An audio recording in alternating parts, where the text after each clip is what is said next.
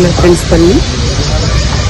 నిన్న మధ్యాహ్నం అన్నం తినే టైంలో పిల్లలు లేకపోవడాన్ని మేము ఐడెంటిఫై చేసుకొని మొత్తం సెర్చింగ్ చేశాము.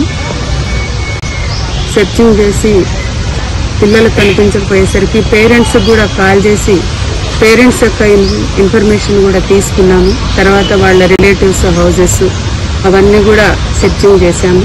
పిల్లలు ఎక్కడ కనిపించకపోయేసరికి మా జోనల్ ఆఫీసర్ గారికి ఇన్ఫర్మేషన్ ఇచ్చాను. మేడం గారు మిస్సింగ్ కేసు ఇవ్వండి అమ్మా, పోలీస్ స్టేషన్లో మనకి తొందరగా అవకాశం ఉంటుంది అని చెప్పగానే పోలీస్ స్టేషన్లో మిస్సింగ్ కేసు ఇచ్చాము.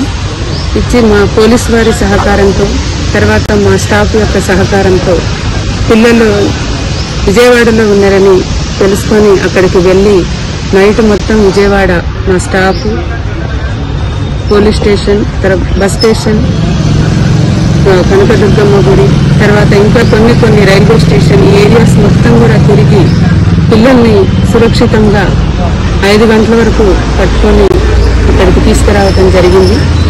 కానీ ఏదేమైనప్పటికీ ఇది చాలా బాధాకరమైన విషయం. ఎందుకంటే పిల్లలు ఆ విధంగా వెళ్ళిపోవటం మేము బాధాకరంగా అనుకుంటున్నాం.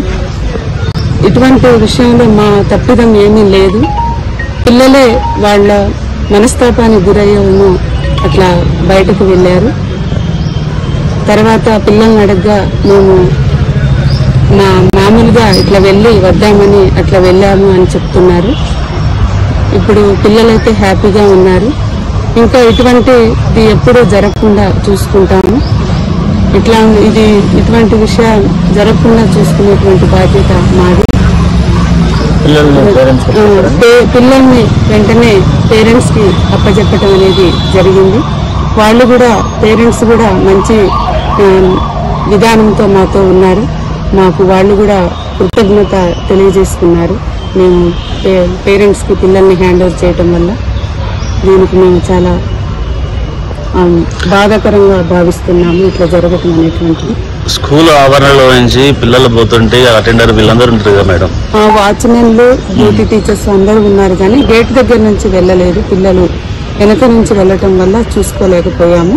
దానికి వెంటనే మేము స్పందించి ఇవన్నీ కూడా చర్యలు తీసుకోవటం అనేది జరిగింది.